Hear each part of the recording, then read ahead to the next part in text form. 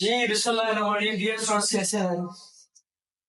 ये लॉगिन का सेशन कल से हमने स्टार्ट किए हैं। तो उसमें कल जो है ना कानून शहादत और के बारे में कुछ बेसिक इंफॉर्मेशन उसको हमने डिस्कस किया और उसके साथ जो डेफिनेशन क्लास में है डेफिनेशन जो आई थी उसकी 3 से 4 जो डेफिनेशंस थी उनको हमने डिस्कस किया है जिनमें शामिल था फॉर डॉक्यूमेंट और एविडेंस। तो वर्ड टू कोर्ट है वो इंटरव्यू कर रहा है और जजेस मैजिस्ट्रेट और एनी अदर पर्सन वो चाह रहा है टेक एविडेंस। और जो डॉक्यूमेंट है इसमें बहुत सारी शक्लें जो है हमने शायद बारे में डिस्कस की गई है जिनमें लेटर फिगर मार्क्स बहुत सी चीजें थी तो हमने कल डिस्कस किया। इसके बाद एविडेंस, इसकी जो दो किस्में थी ओरल और डॉक्यूमेंट्री एविडेंस। कैरियर स्टेटमेंट में before the court, or oral evidence or any document which is presented before the court for inspection. तो इसका डॉक्यूमेंट्री एविडेंस। तो ये 3-4 चीजें हैं और उसके साथ साथ कुछ बेसिक आइडियाज थे कानूनी शान के बारे में वो हमने कल डिस्कस की। तो अब जो हम डिस्कस करने जा रहे हैं वो आर्टिकल 2 को हम कंटिन्यू करेंगे जिसमें आर्टिकल 2 का क्लॉज डी जो बताता है इम्पैक्ट के बारे में। ये इम्पैक्ट होता क्या है? एनीथिंग और state of thing which is perceived bye senses, कोई ऐसी चीज या किसी ऐसी चीज की कोई हालत जिसको हम महसूस कर सके अपने सेंसेस से। मैं बोल रहा हूँ आप मुझे सुन रहे हैं, ये फैक्ट है। आप अपने इर्द गिर्द नजर घुमा रहे हैं, कुछ चीजें आपको नजर आ रही हैं तो ये फैक्ट है। उसके साथ साथ इसके नीचे जो एक्सप्लेन किया गया है कि जो मेंटल कैपेबिलिटी होती है या मेंटल कंडीशन होता है तो वो भी फैक्ट की सूरत में आ रहा है। आपकी जो सोच विचार है कि सर पता नहीं क्या पढ़ा रहे हैं, कुछ समझ आ रहा है कुछ नहीं आ रहा है, ये जो आपकी माइंड में जो थॉट्स आ रही है तो ये भी आपकी फैक्ट में आते हैं। तो anything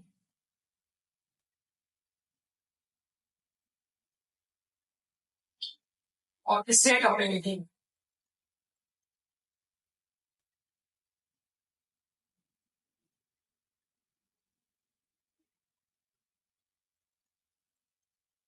which is perceived by senses.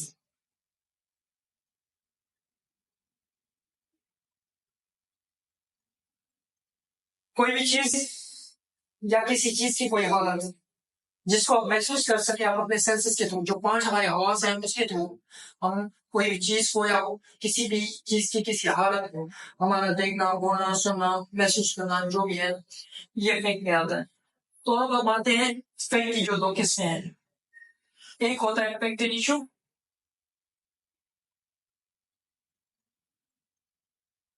और दूसरा होता है रेलेवेंट फैक्ट।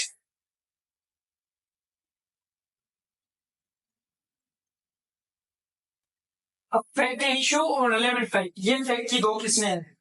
जब भी कोई बबुआ होता है वो डायरेक्ट जो बबुआ होता है उस वाक्य को जो डायरेक्टली आप एक्सप्लेन करते हैं या उस वाक्य को डायरेक्टली आप उस वाक्य को जो बयान करते हैं तो उसको फैक्ट कहते हैं। कि फॉर सपोज भाई फलां जगह पे फलां टाइम फलां बंदे का मर्डर हो, फलां जगह पे फलां टाइम पे फलां बंदे ने फलां के घर में चोरी की डकैती, तो ये हो जाता है फैक्ट।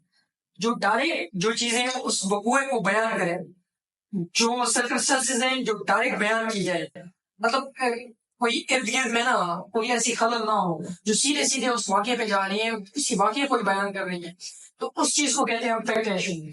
जो सीधे सीधे उसी वाक्य पे बाद में नहीं जाए तो वो है फैक्ट इशू। दूसरा है रिलेवेंट फैक्ट।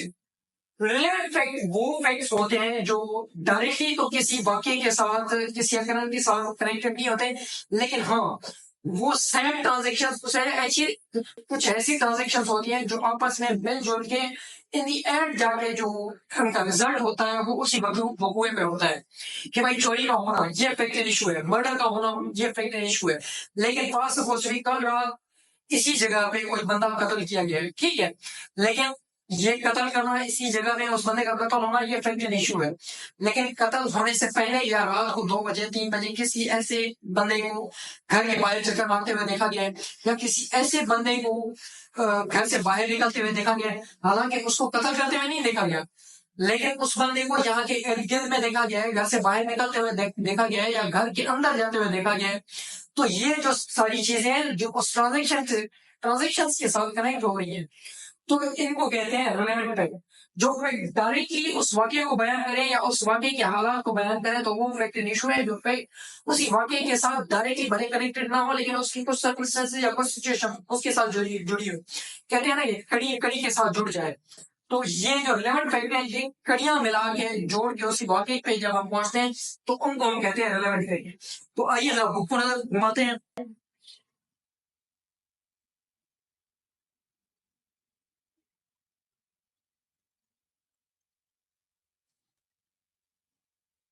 कहता है कि relevant fact is said to be relevant to another when the one is connected with another।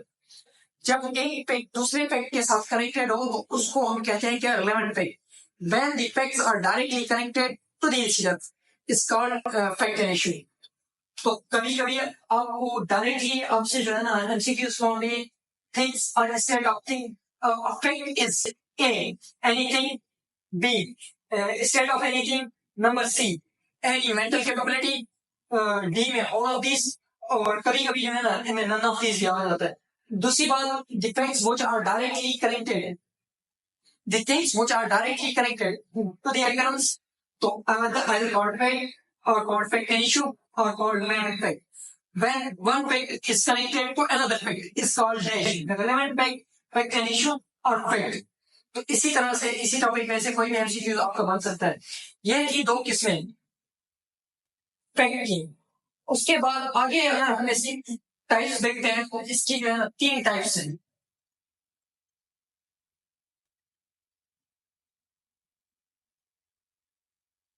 Fact proof,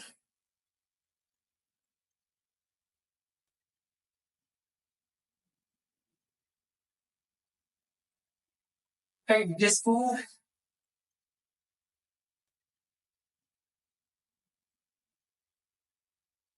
fact not prove.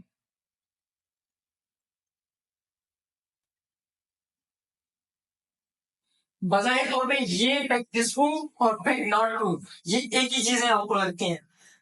हालांकि अगर जनरल इंग्लिश में देखें तो बिल्कुल सेम ही आप ठीक सोचते हैं, लेकिन कानूनी शहादत ऑर्डर के मुताबिक ये कोई और चीज है, ये कोई और चीज है और ये कोई और चीज है। फैक्ट प्रूफ कोई ऐसी बात, कोई ऐसा वाक्य आप बयान करें, अगला जो सुनने वाला बंदा हो वो बंदा इस बात को मानने पे तैयार हो, उसको यकीन हो जाए और वो बात साबित हो जाए कि हाँ भाई ये बात बिल्कुल ठीक है। मैं कहता हूँ कि इस कमरे में 2 एसियां लगी हैं, 2 पंखे लगे हुए हैं, 2 लाइटें लगी हैं, बोर्ड है, लैपटॉप है, ये सामान पड़ा हुआ है। तो सामने से बैठा हुआ बंदा कहता है कि हाँ सर बिल्कुल ये सारी चीजें यहाँ पे मौजूद हैं, और वो बंदा मेरी बात से मुत्तफिक होने को, मेरी बात को मानने को तैयार है। वो सारी चीजें साबित भी हो जाएं और अगला बंदा माने भी सही, तो इसको हम कहते हैं कि फैक्ट प्रूफ। वो सारी बातें साबित भी हो जाए, सारी बातें मौजूद भी हों और कोई ऑर्डिनरी बंदा बंदा उस बात को मानने को भी तैयार हो, कि उसको बिलीव हो कि हाँ भाई ये सारी चीजें अपनी आंखों से वो देख रहे हैं और मान रहे हैं कि हाँ भाई ये चीजें इसमें है। ये है फैक्ट प्रूफ। और फैक्ट डिस्प्रूव कोई ऐसी बात मैं कहता हूँ कि इस कमरे में 2 एसी 4 एसियां लगी हुई हैं, 2 पंखे लगे हैं, 5 लाइटें लगी हैं, 2 लैपटॉप पड़े हैं, लेकिन आप कहते हैं नहीं सर इस रूम में 2 एसियां लगी हुई हैं, आपने 4 की, इस रूम में 1 पंखा लगा हुआ है, आपने 2 के हैं, इस रूम में 1 लैपटॉप पड़ा हुआ है। जो मेरी बात को देखे और उसे रिजेक्ट करे कि भाई ऐसा है, जो आप कह रहे हैं ये बात नहीं है, जो मैं बयान कर रहा हूँ वो ऐसे है, ताकि उसको यकीन ही ना हो कि ये चीजें यहाँ पे है ही। सही बात है 2 एसियां लगी हैं तो वो तो फिर प्रूफ में है, मैं कहता हूँ 4 एसियां लगी हैं तो ये चीजें यहाँ पे है ही नहीं, अगला बंदा मानने को तैयार नहीं है। तो अगले बंदे का जहन जो जिस बात को मानने को तैयार ना हो वो है डिस्प्रूव। ये अलग चीज है, ये अलग चीज है। फैक्ट प्रूफ जिसको वो साबित भी हो जाए, बंदा मान भी ले, तो उसको कहते हैं फैक्ट प्रूफ। कोई ऐसी बात करते हैं उसका एग्जिस्टेंस भी नहीं है और वो बंदा मानने को भी तैयार नहीं है जिसके सामने आप अपनी बात पेश कर रहे हैं, तो ये हो गया फैक्ट प्रूफ। अभी है fact not proof. Any fact which is not proof, neither prove nor disprove। Any fact which is neither prove nor disprove। मैं कहता हूँ कि सर की ऑफिस में 50 किताबें पढ़ी हैं, हम सब यहाँ पे बैठे हैं, 50 किताबें हो भी सकती हैं, 50 किताबें नहीं भी हो सकती। अगर 50 किताबें मौजूद हैं तो वो फैक्ट प्रूफ भी हो जाएगा, अगर 50 किताबें नहीं पढ़ी हुई तो वो फेक डिस्प्रूव में हो जाएगा। वो बात जो अभी तक ना सही साबित हो सकी ना गलत साबित हो सकी उसको कहते हैं fake not true. Any fake which is neither true nor disprove. 50 books हो भी सकते हैं, 50 बुक नहीं भी हो सकते, क्योंकि ना आपने देखा है ना मैंने देखा है। तो जब जाके बंदा कंफर्म कर ले तो या तो फेक प्रूफ हो जाएगा या तो फेक डिस्प्रूव हो जाएगा। तो ये टाइप्स है फेक की। कभी कभी इन तीनों में से कोई एग्जांपल लिया जाता है, कभी कभी इनका डेफिनेशन उठाया जाता है कि कोई ऐसी बात जिसकी एग्जिस्टेंस को कोर्ट या कोई बंदा बिलीव करे तो वो फेक ट्रू है। कोई ऐसी बात जिसका एग्जिस्टेंस ही मुमकिन ना हो और कोई ऑर्डिनरी बंदा या कोर्ट उसको मानने के लिए तैयार ना हो तो वो है फेक डिस्प्रूव। और फेक नॉट ट्रू, जो fake neither true not disprove, मतलब अभी तक जो है ना ये बात पेंडिंग है, ना ये वाली बात हुई है ना ये वाली बात हुई है। जनरली एक स्टेटमेंट दी गई है, जब उस स्टेटमेंट के बारे में हमें कुछ इल्म नहीं है, बाय बैठ के हम बात कर रहे हैं, तो वो है फेक नॉट ट्रू। तो ये था आर्टिकल 2 कानूनी शहादत ऑर्डर।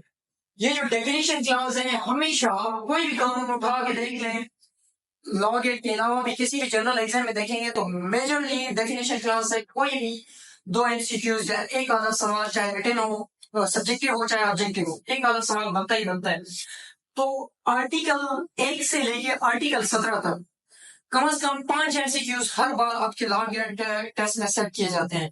मैक्सिमम 2 एमसीक्यूज जो आपके बनते हैं वो हमेशा आर्टिकल 1 और आर्टिकल 2 से बनते हैं, और 2 एमसीक्यूज आपके बनते हैं जो प्रिविलेज कम्युनिकेशन है, आर्टिकल 4 से लेकर आर्टिकल 14 तक। और कभी कभी एक एमसीक्यूज आपका आर्टिकल 3 से या आर्टिकल 17 से, कभी कभी 2 एमसीक्यूज आपके आर्टिकल 3 और आर्टिकल 17 से। मतलब मैक्सिमम 5 से 6 एमसीक्यूज आपके आर्टिकल 1 से लेकर आर्टिकल 17 तक बन सकते हैं। तो अभी आते हैं हम आर्टिकल 3 की तरफ। आर्टिकल 3 और आर्टिकल 17 ये दो आर्टिकल्स वो हैं जो आप तो कहते हैं मतलब डिफरेंट चीजें हैं, लेकिन मेरी नजर में लिटिल बिट डिफरेंस है और इनको मिला के पढ़ते हैं। ये दोनों हमें बताते हैं कॉम्पिटेंसी ऑफ विटनेस के बारे में। आर्टिकल 3 और आर्टिकल 17, आर्टिकल 3 और आर्टिकल 17 के दरमियान जो डिफरेंस है, कॉम्पिटेंसी को तो दोनों बयान कर रहे हैं, लेकिन जो आर्टिकल 17 है वो कॉम्पिटेंसी के साथ साथ जो नंबर ऑफ विटनेस है उसको भी एक्सप्लेन कर देता है।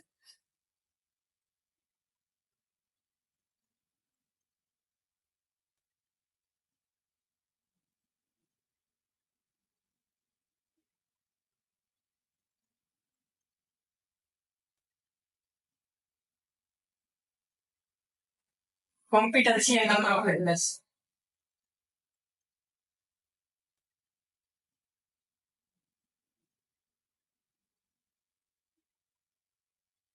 कभी कभी यही डायरेक्ट एमसीक्यूज इसी शक्ल में आपसे पूछा जा सकता है कि the competency of witness is defined ना आर्टिकल 3 और आर्टिकल 17 सॉरी। तो इनमें ना ये बहुत दोनों ही आएंगे, क्योंकि ये जो है इससे हमें एक और चीज एक्सप्लेन कर रहा है, लेकिन सेम ही भाई कॉम्पिटेंसी ये भी कॉम्पिटेंसी, दोनों कॉम्पिटेंसी को एक्सप्लेन कर देते हैं। और उसके साथ साथ जो आर्टिकल 17 है एक एक्स्ट्रा चीज, मतलब जो नंबर ऑफ फिटनेस है उसको भी आपके सामने एक्सप्लेन कर देता है। तो आइए आर्टिकल की कॉम्पिटेंसी ऑफ फिटनेस कि भाई जो गवाह है वो कौन गवाह बन सकता है, उसके लिए क्या क्राइटेरिया होगी, क्या सिचुएशन होगी, और कौन गवाह बन सकता है कौन गवाह नहीं बन सकता। आर्टिकल 3 कहता है हु में टेस्टिफाई, कि किस गवाह की तस्दीक की जाएगी। हु में टेस्टिफाई कि किस बंदे की गवाही हो सकती है। पहली बात अगर देखा जाए कानूनी शहादत ऑर्डर आर्टिकल 3 के तहत ऑल दी पर्संस, हर वो बंदा जो किसी भी ऑर्डिनरी सवाल का, किसी भी ऐसे क्वेश्चंस का जो आप उनके सामने पुट कर रहे हैं, वो क्वेश्चंस उस बात को समझे और उसका सही से जवाब दे सके, मतलब बात को समझने की एहलियत रखता हो और उस बात को सही समझने के बाद उसका जवाब देने की एहलियत रखता हो। हर वो बंदा, all the persons who may understand the question and give the rational answer, जो आम जवाब उस सवाल का बनता हो, तो वो बंदा कॉम्पिटेंट है क्या गवाही देने के लिए।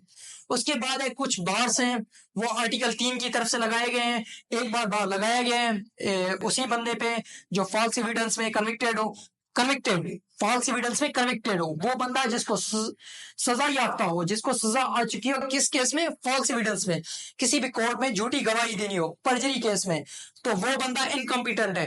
लेकिन फिर उसको जो है ना लीनियंसी दी जाती है। अगर कोई बंदा ऐसा है कि फॉल्स एविडेंस में वो बंदा कन्विक्टेड हो गया, उसके बाद जो है ना उसने अपना जो रास्ता है वो अख्तियार कर चेंज कर दिया है, तौबा ताइब हो गया है, मतलब अल्लाह की तरफ से माफी मांग ली है, और कोर्ट को इस बात की सेटिस्फेक्शन हो रही है कि भाई इस बंदे ने ना अपना रूट चेंज कर लिया है, अब ये सच बोलने को तैयार है, तो फिर जो है ना उससे वो बाहर हट जाता है आर्टिकल 3 के तहत। तो आइए देखते हैं आर्टिकल 3 को। आर्टिकल 3 के तहत all persons shall be competent to testify unless the court। अच्छा, इसमें कुछ एक्सेप्शन भी दी गई हैं कि हर बंदा कॉम्पिटेंट होता है अनलेस कि वो जो है ना जवाब ना दे पाए, किसकी वजह से? टेंडर एज या ओवर एज या कोई ऐसी बीमारी जिसका उसके ज़हनी तवाज़ुन पे या किसी मेंटल कैपेबिलिटी पे जिसकी वजह से वो जवाब नहीं दे पा रहा। तो 2 से 3 चीजें जो है ना वो रोक रही हैं कि हर बंदा कॉम्पिटेंट है जवाब देने के लिए अनलेस कि वो जवाब देने के काबिल ना हो। किस वजह से? टेंडर एज,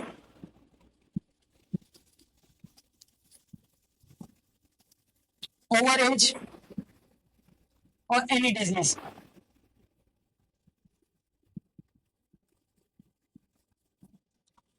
हर बंदा कॉम्पिटेंट है, वो बंदा कॉम्पिटेंट है, हर वो बंदा कॉम्पिटेंट है तो बिकम अ विटनेस, जो किसी भी ऑर्डिनरी सवाल उसको पुट किया जाए उसको समझे और उसका रैशनल जवाब दे, इल्ला कि वो गवाही देने से माजूर हो जाए या गवाही ना दे पाए। किस वजह से? टेंडर एज, छोटा बच्चा है, कम उम्र है। ओवर एज, बड़ी उम्र का बंदा है, सही से जवाब नहीं दे पा रहा है या सही से उसको कोई बात याद नहीं है, या कोई ऐसी बीमारी जो उसकी मेंटल कैपेबिलिटी को, any disease which affect is main affect his mental capability।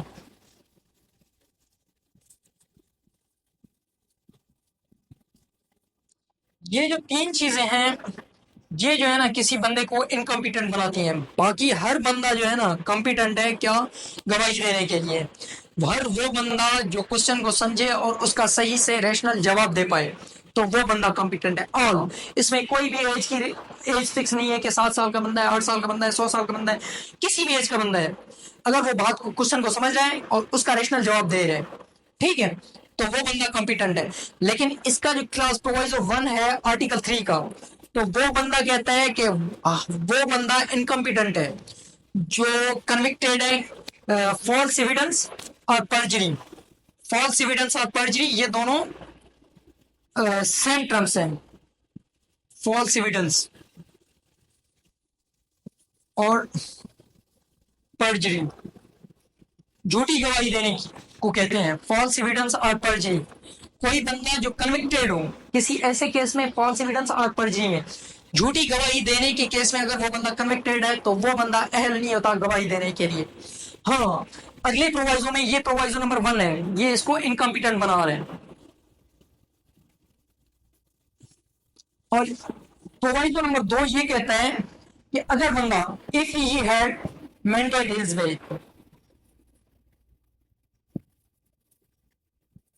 अगर उस बंदे ने अपना रास्ता जो है वो चेंज कर लिया है, खुदा के दर तौबा ताइब हो जाता है और कोर्ट को इस बात की सेटिस्फेक्शन देता है कि भाई मैंने अपना रास्ता जो है पहले वाला था वो चेंज कर लिया, तो उसके बाद जो है ना ये बंदा गवाही देने के लायक है। और उसके बाद है जो प्रोवाइजो नंबर 3 है, इट इज कभी कभी एमसीक्यूज की फॉर्म में अब से पहले कॉम्पिटेंसी कि कॉम्पिटेंसी जो कॉम्पिटेंसी ऑफ विटनेस है which is the competency of witness is defined in article 3 article 17।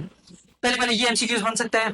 उसके बाद जो है ना who may be a witness, तो आर पर्सन, और जो एक्सेप्शन है तो उसमें ये 3 एक्सेप्शन है। If a person is of tender as, is a competent, not competent, incompetent, तो ये इनकॉम्पिटेंट बनेगा ये ओवर एज में भी, टेंडर एज में भी, और मेंटल कैपेबिलिटी किसी डिजीज की वजह से, तो इन तीनों कंडीशंस में वो बंदा इनकम्पिटेंट बनता है। उसके बाद जो फॉल्स एविडेंस में कन्विक्टेड बंदा हो तो वो भी इनकम्पिटेंट है, गवाही नहीं दे सकता। और अगर बंदा इनकम फॉल्स एविडेंस में कन्विक्टेड था और उसने कोर्ट को सेटिस्फाई किया और जो अपना रास्ता था वो जो है ना मेंड कर लिया, तो उसके बाद जो है ना वो बंदा कॉम्पिटेंट बन जाता है। और ये ओवरऑल सारी चीजें हैं तो सही, सब हमने बयान तो किए हैं, आके हम एलिगेशन मेड आउट तो करते हैं कि ये झूठा है, ये ऐसा है, ये वैसा है, ये फला है। तो उस बंदे की जो कॉम्पिटेंसी है वो चेक कौन करेगा? तो ये आर्टिकल 3 का क्लास 3 है, उसमें शल के साथ मतलब मैंडेटरी किया गया है। The competency of witness shall be determined by the court.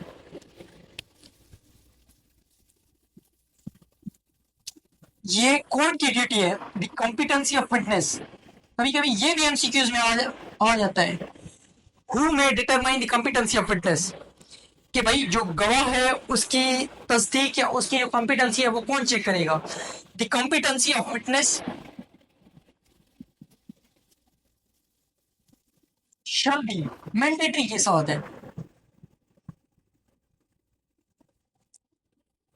Determined by the court.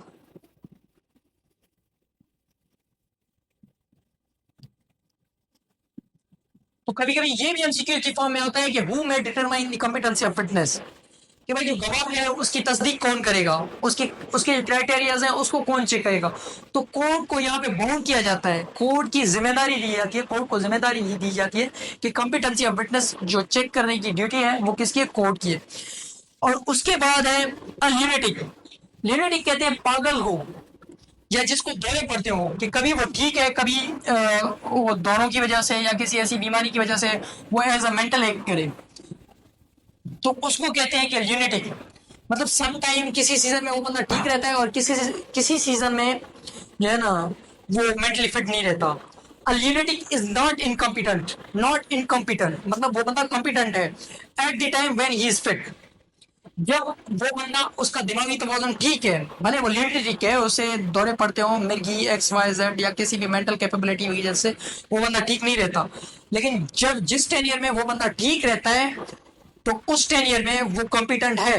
हाँ, जब उसे दौरे पड़ते हो या वो अफेक्टेड हो उस टाइम उस बीमारी से, तो उस टाइम जो है ना वो बंदा इनकॉम्पिटेंट बन जाता है। ठीक है, तो आइए इसकी हम अलियनेटिक इज नॉट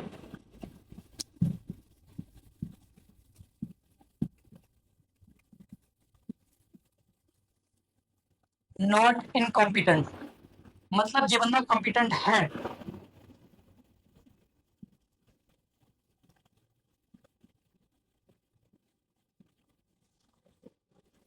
कहता है कि lunatic is not incompetent to identify unless he is prevented by leniency।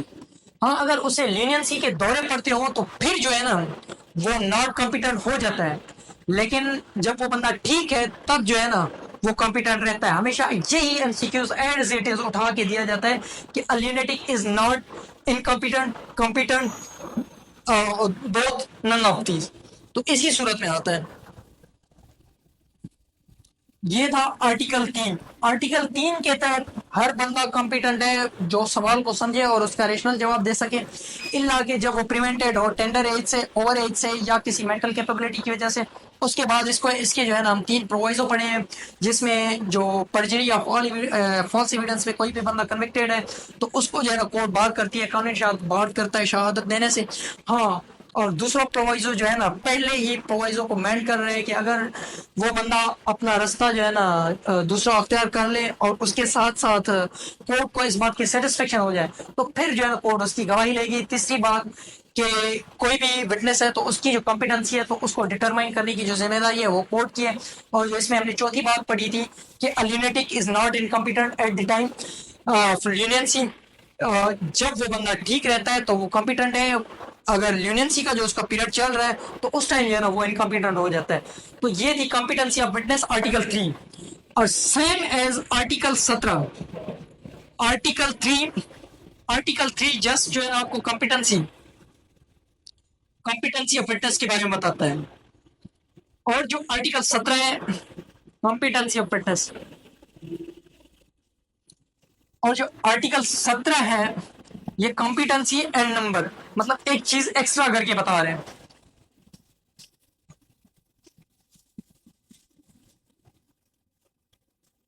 And number of fitness.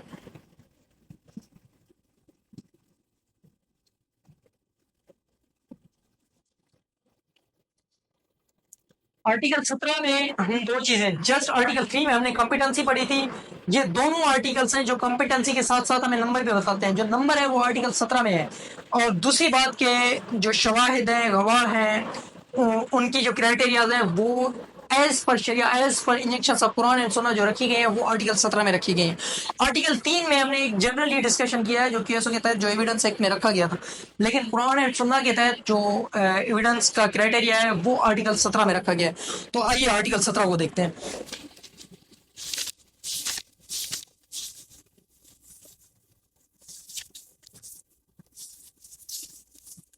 Article 17 कहता है competency and number of witness. The competency of a person to testify and the number of witness shall be required into cases shall be determined in accordance with the injunctions of Islam laid down in Quran and Sunnah। तो जो गवाहान की criteria है या जो टेस्टिफिकेशन है, जो competency है, वो लेट डाउन किस पे की जाएगी? Laid down according to Quran and सुन्ना।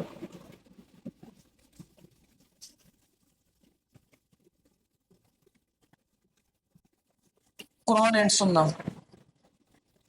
आर्टिकल 17 ये कहता है कि किसी भी गवाह की गवाही ली जाएगी तो उसके लिए जो क्राइटेरिया रखी है, जो क्राइटेरिया सेटल किया जाएगा वो as per to the injection of Islam and सुन्ना।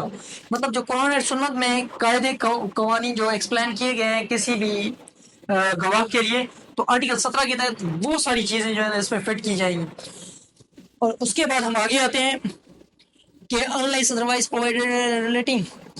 हाँ, कुछ स्पेशल लॉज ऐसे हैं जिसमें आपके हुदूद लॉज हैं, तो उन हुदूद लॉज के लिए अलग से एक क्राइटेरिया रखी गई है कि भाई हुदूद के हुदूद लॉज में जो गवाह है ना उनके लिए डिफरेंट क्राइटेरियाज हैं और डिफरेंट नंबर है।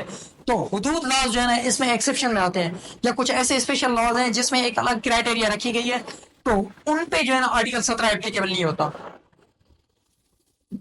स्पेशल लॉज पे एक्सेप्शन में आर्टिकल 17 नॉट एप्लीकेबल। इसके एक्सेप्शन है कुछ स्पेशल लॉज और हुदूद लॉज। ये भी कभी कभी आपको ऑप्शन एमसीक्यूज में पूछा जा सकता है। कभी कभी ऐसे भी MCQ, competency and number of fitness is defined in article 6 of the कानूनी शहादत order। The competency of a witness which is testified in according to Quran and Sunnah is laid down in this article of the कानूनी शहादत order। तो ये भी आपसे ना कभी कभी एमसीक्यूज में जा सकता है। और कभी कभी जो है ना द एक्सेप्शन ऑफ आर्टिकल 17, तो ये दो चीजें वहां पे रखी जाती हैं कि ये भी जो है ना आपसे पूछी जा सकती हैं। उसके बाद यहाँ पे कुछ नंबर दिए गए हैं कुछ विटनेसेस के लिए कुछ सिचुएशंस में, तो आइए उनको देखते हैं। फाइनेंशियल और future obligations. In matters pertaining to financial or future obligations, if reduced in writing, the instrument shall be attested one man, two men, or one man, two women। मतलब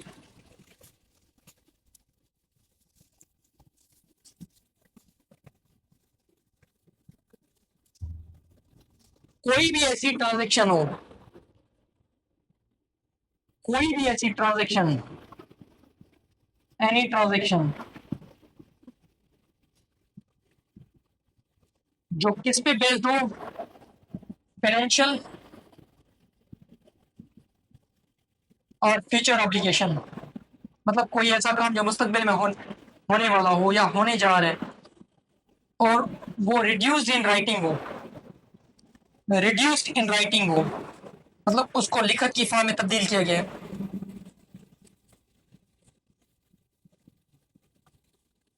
तो इसके लिए जो गवाह चाहिए होंगे वो कितने चाहिए होंगे? As per article 17, any transaction which is reduced in writing which contains future और financial obligations, तो उसके लिए हमें कितने गवाह चाहिए हो? पहले 2 मंथ। किस चीज के लिए? कोई भी फाइनेंशियल ऑब्लिगेशन, फाइनेंशियल या फ्यूचर ऑब्लिगेशन, कोई भी ऐसी ट्रांजेक्शन जो फाइनेंशियल या फ्यूचर ऑब्लिगेशन पे मुश्तमिल हो, तो उसके लिए पहले हमें जो नंबर ऑफ गवाह चाहिए होंगे वो दो मर्द। अगर दो मर्द नहीं है तो वन मैन टू वुमेन।